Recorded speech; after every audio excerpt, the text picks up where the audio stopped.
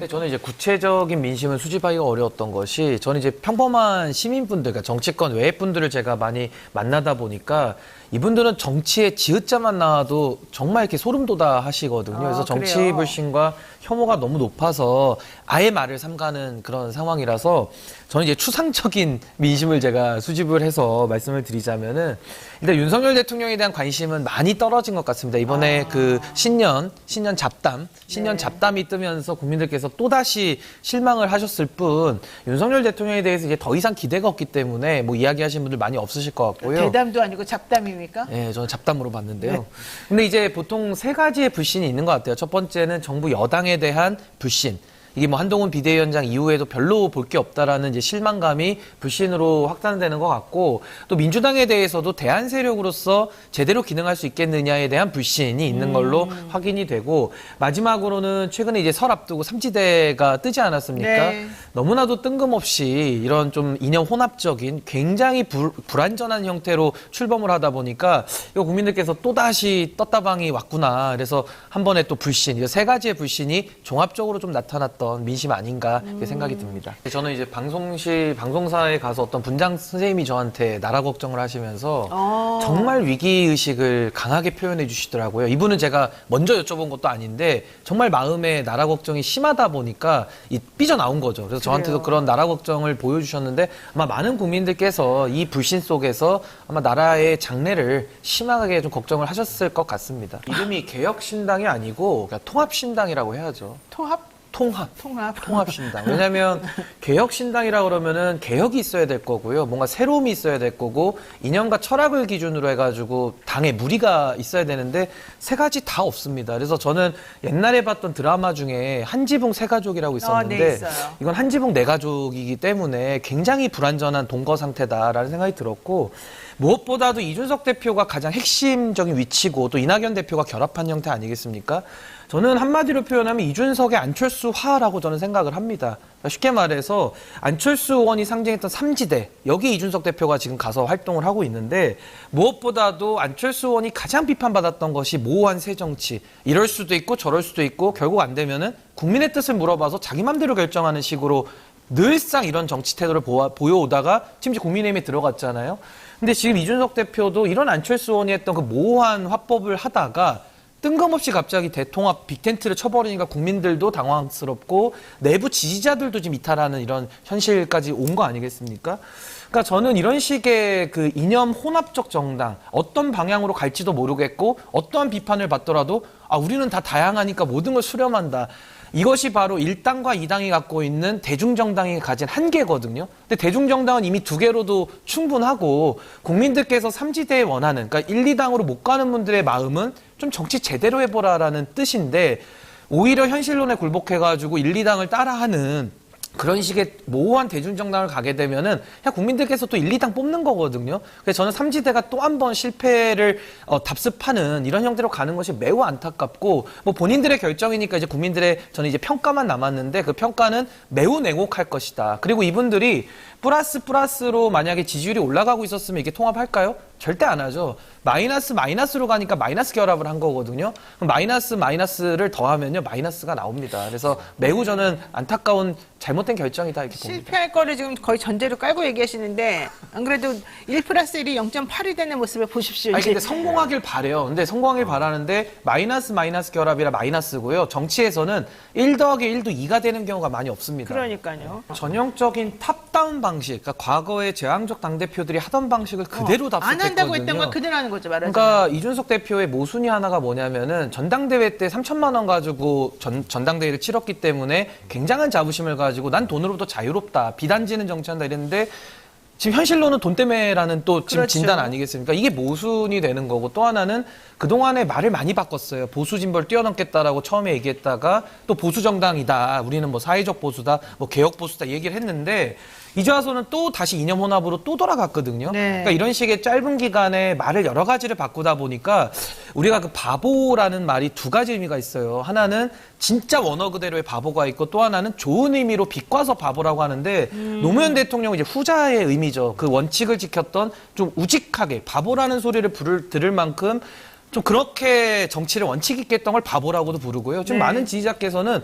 이 진짜 바보의 의미로 이걸 쓸 수밖에 없는 상황 아니냐. 왜 그 소위 말해서 좋은 물건이 있으면은 가장 좀 이익이 될 때 이익을 많이 남기는 쪽으로 팔아야 되는데 이거는 이준석 대표가 지금 민주당 의원 4명 속에 들어가 버린 셈이거든요. 거기다가 또 이낙연 대표까지 있으니까 결국에는 이거는 뭐 원치 않는 장사를 한 것이다. 이러니까 지금 비판이 끊이지 않고 나오는 그런 거 아니겠습니까? 그러니까 이제 엄청 잘하면은 3번 찍을 수도 있죠. 엄청 잘하면. 엄청 잘하면. 근데 문제는 지금 라인업들을 쭉 우리가 이렇게 두고 봤을 때 제가 아까 신당이라 그랬는데 네. 신당 느낌이 안 난다 그랬잖아요. 그러니까 국민들께서 평가는 매우 냉정하게 전 하실 수밖에 없다. 저렇게 보여집니다. 그러니까 이준석 대표가 가장 많이 했던 게 최근에 지지자들이나 방송 나와서 저 바보 아닙니다. 이 얘기를 가장 많이 했어요. 그러니까 맞아요. 믿어달라라는 맞아요. 뜻이겠죠. 간절하게 이제 믿어달라는 믿음의 호소인데 이제는 정말 믿음의 영역으로 가는 겁니다. 이제는 논리적으로 분석하면 이준석 대표의 말이 이제 모순되는 게 너무 많이 나왔고 그 행동 자체가 지지자들에게는 상당히 좀 배신감을 느끼는 행보를 했기 때문에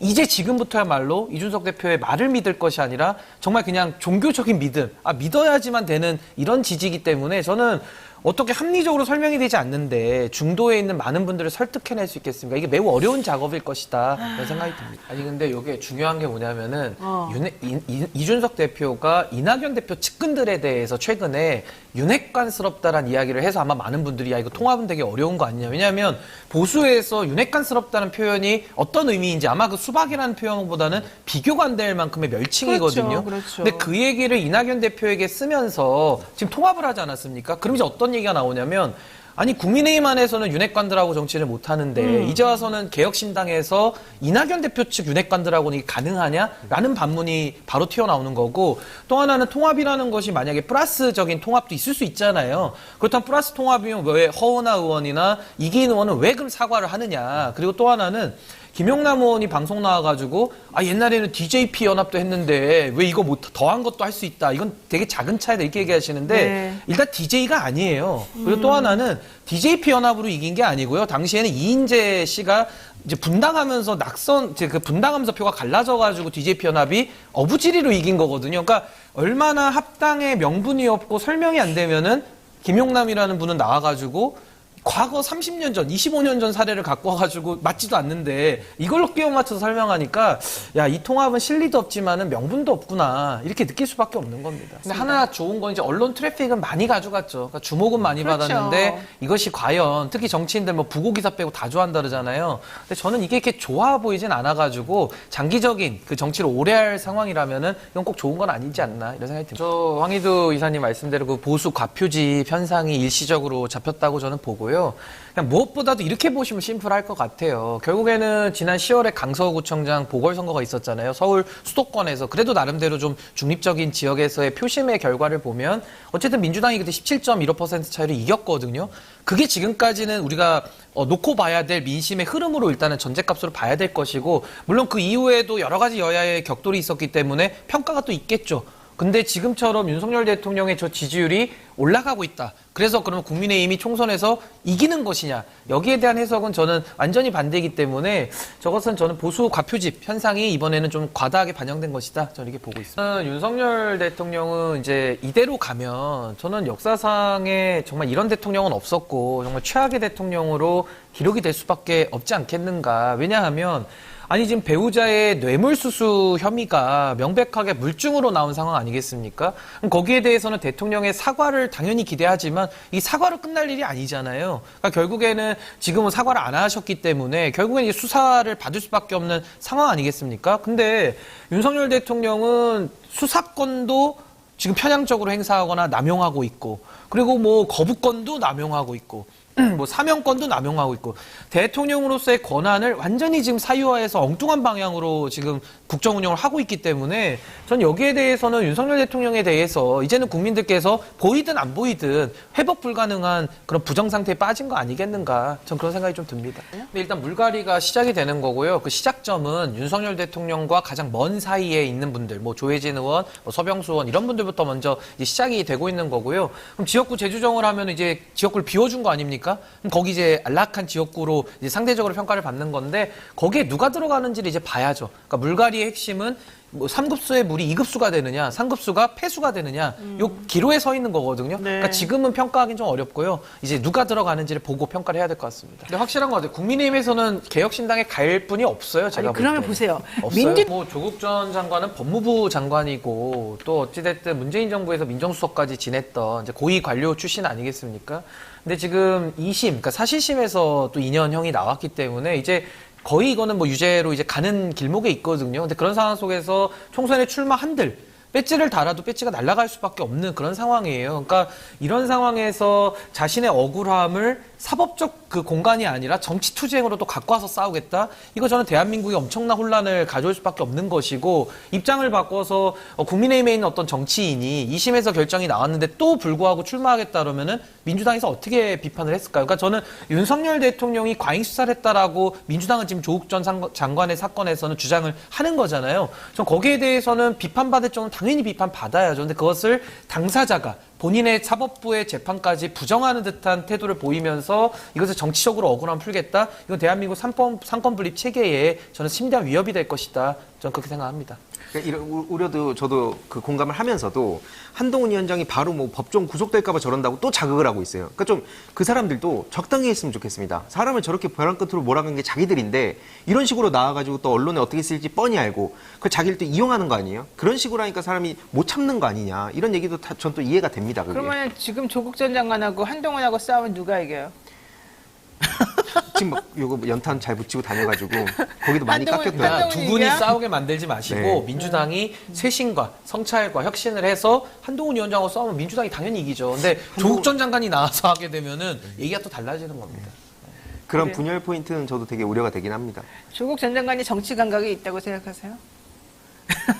저한테 뭐 보여주시겠죠. 아직 현실 정치 이제 하신 건 아니기 때문에 지금 여러 가지 이제 보여주실 거라 보는데 아무튼 걱정이 많이 되긴 합니다. 어떻게 생각하세요? 안타까워서. 아니, 그러니까 이제 조국 전 장관께는 뭐 더 긴 말씀 드릴 필요 없고 본인이 또 법률에 대해서도 법학 교수까지 지내셨고 법무부 장관을 지내셨잖아요. 그러니까 대한민국, 그러니까 큰 일을 생각하셔야지 이 지금 총선이라는 우리가 국회의원을 뽑는 선거인데 국민의 대표를 뽑는 선거인데 이것이 사인의 감정을 푸는 이제 이런 도구가 돼서는 안 된다. 하나 그렇게 우려되는 생각합니다. 게 만약에 조국 전 장관이 무슨 인구 재앙 문제를 해결하겠다 내지는 기후 위기를 해결하겠다 이런 목표로 나오신다 그러면은 이해가 되죠. 근데 또 지금 나오는 것이 검찰 개혁이라고 하는 본인이 그 많던 시간 동안에 못 해낸 걸 가지고 또 아젠다를 소비해야 되지 않겠습니까? 근데 그것도 아니죠, 지금은. 약간의 그 검찰에 대해서 독재를 규정하고서 나오는 거기 때문에 이것은 개인의 사감을 푸는 걸로만 안 보이니까 국민들의 많은 공감을 얻기는 어렵고 이것이 또 민주당에 대해서는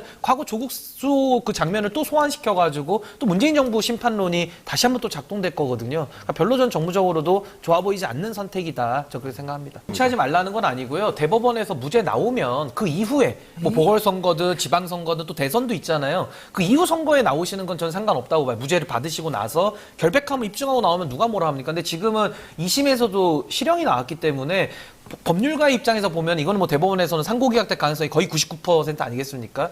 그래서 저는 그런 리스크를 가지고서 정치권에 다시 들어온다라는 것은 매우 이거는 좀 불행 아니냐. 아니 그러니까 대법원 편하게 가라. 그러면서 2심에서 법정 구속 안 해준 거 아니에요 일부러? 선거 나가라고요? 아니 생각해보세요. 상식적으로 2심이 왜 법정 구속을 안 했겠어요? 일반적으로는 해야죠. 아니 근데 안 하는 경우는 이게 맞죠. 또 있죠. 정치인들 그러니까 관련해서 안 하는 이유가 바로 있죠. 그거죠. 정치적인 상황이나 정치인들에 대해서는 왜? 그 사람들이 기사회생할 수 있는 기회 룸을 만들어주는 거거든요. 근데 사법부의 판결을 다 그런 식으로 정치 투쟁해서 그럼 다수결로 정하게 되면 이것이 과연 그럼 상권분립 체계에 맞느냐. 물론 이제 송영길 대표가 구속 중인데도 당을 만들어 지금 나가고 있기 때문에 이게 참 뭐 구속 여부가 이렇게 결정적인 것 같지는 않지만은 저는 그래도 우리의 상권분립 체계를 조국 전 장관이 잘 이해하고 계실 거기 때문에 저는 법률가적인 양심에 그건 뭐 맡길 일이다 이렇게 생각합니다. 송영길 대표의 신당은 어떻게 잘 될까요? 뭐 당을 만든다는데 그걸 어떻게 말리겠습니까만은 국민들의 냉정한 평가를 또 받아봐야 알겠습니다. 오늘